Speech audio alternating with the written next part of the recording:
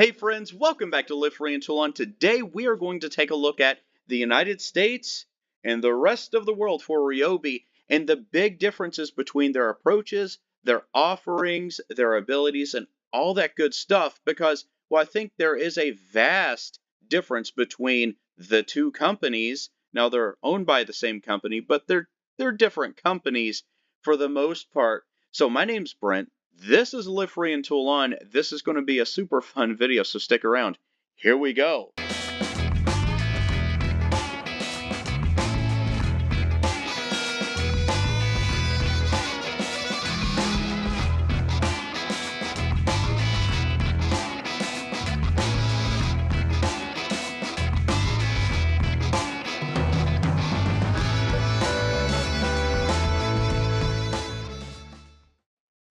So first, let's start over in the EU. Some of the similarities are the 18-volt brushless tech, which is prevalent in both. The new high-performance tools is the same fit and form all the way around the world, which is awesome.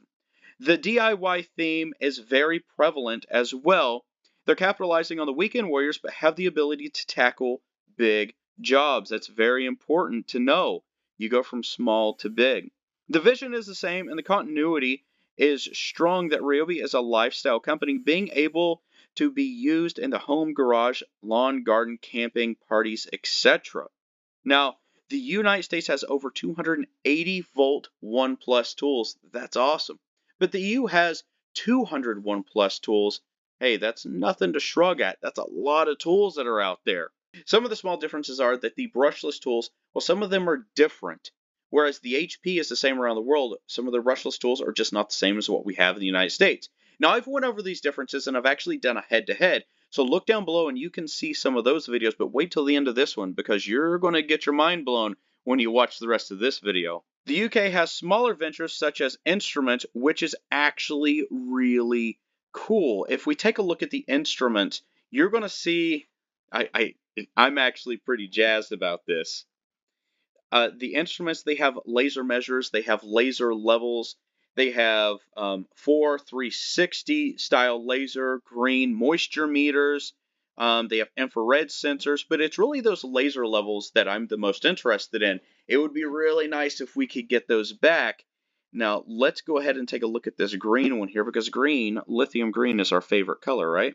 This is just an attractive tool. I really like this tool. Now, if you do a lot of construction, you use laser levels. Now, some of the limits that the European Union has is they don't have the same storage. They don't have the same lines that the United States does. And really, what I just showed you, that's the biggest similarities between the two. Now, what we really need to take a look at is the big picture differences. The EU is really geared towards DIY, smaller tools, a very targeted approach to the market. Well, the United States, when you go to their webpage, the first thing that you see are these massive ride-on lawnmowers. That is the biggest tools, the most expensive tools, the most capable tools that Ryobi has ever made. They're making a statement. As soon as you hit that webpage, you know who they are, and no one else in the industry is doing what Ryobi is doing with their wireless, with their battery technology, with all of that.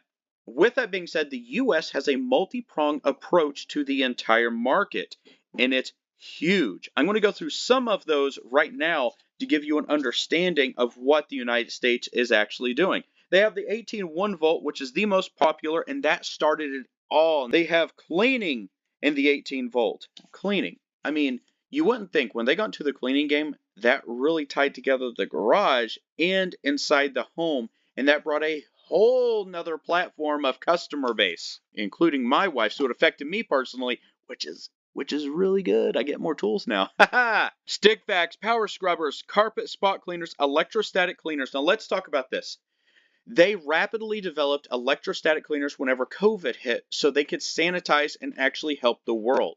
That's big for a company to make that commitment, get out there, develop it, and go to market within, 6 months? That's incredible. So just think about that, how they're able to rapidly develop and deploy going to market with that technology. They have foggers, they have backpack sprayers. Now, that's not all that they have. That's the most popular, right?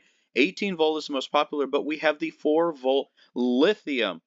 Now, this is a new technology that they just launched in the lithium market under 4 volt, and it's a lot of the tech tools, but I will say I'm very happy to see all of these great things coming out for the 4 volt lithium system. Now, here is the market change completely. Whenever we got the 40-volt tools, that is changing how people are maintaining their lawn and garden. And we're opening up a whole new segment, which was dominated by internal combustion engines. Now it's dominated by, well, it's not dominated. In my world, it's dominated, but it will be dominated, I think, within the next 5 years. Lithium ion batteries or battery powered yard tools will dominate the entire industry. We already have 85 tools based on the 40-volt platform.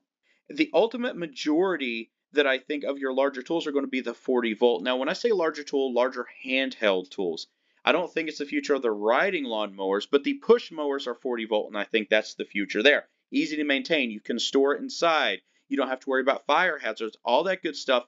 They are capitalizing it. Now, I think 40-volt is the future of Ryobi because, well, they're accelerating faster than Milwaukee and some of the other bigger brands. A lot of development is going into this 40-volt outdoor power, and I think we better look out because we're on that train to stay. We're going to ride it to carbon-free, the capabilities, the power, it's all there. Power stations, reliable power. I think solar power for this is coming. We just have to wait to see it be developed and come to market.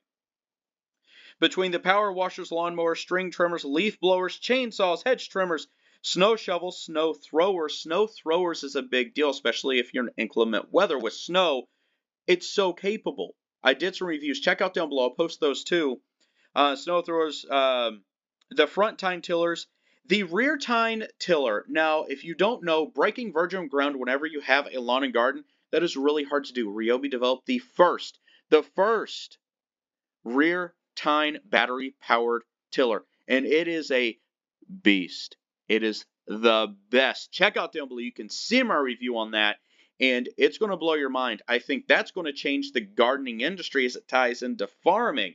So now you have all those capabilities, but you can store them inside and you don't have that maintenance, which is awesome. Some of the things that they're venturing into are some of the wet dry vacs, but the 40-volt system, it's got to be the future. The technology is there.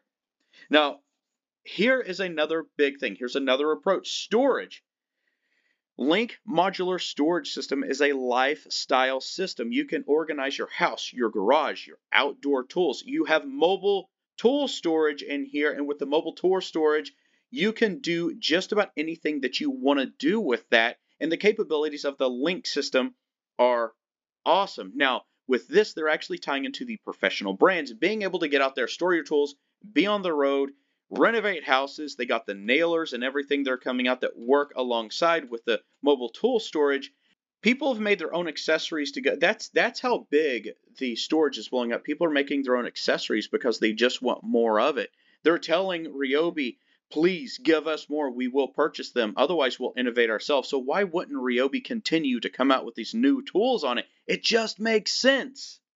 Now, for the last and biggest thing, that is the 80-volt system. The biggest, the baddest, the most power. It's your riding lawnmower. Now, why do you say it's the biggest thing? Well, not just this most power, but think about this. You're replacing your lawnmower, which you have to maintain every single year. It costs a lot of money, and you can't start it sometimes. You got to spend money on repairs. Well, with the awesome battery power, there is no maintenance. You're just getting out there. Another thing that kills people whenever they mow, it's so freaking noisy. You have to wear ear muffs a lot of times. Well, when you jump on one of these mowers, it's silent, it's maintenance free, it actually works, and all you got to do is charge your battery, so you don't have to get out there and go for gas trips or anything else. This is a huge market opportunity. Now, they have Z-turns. They have now the brand new tractor that just came out. Very excited for that.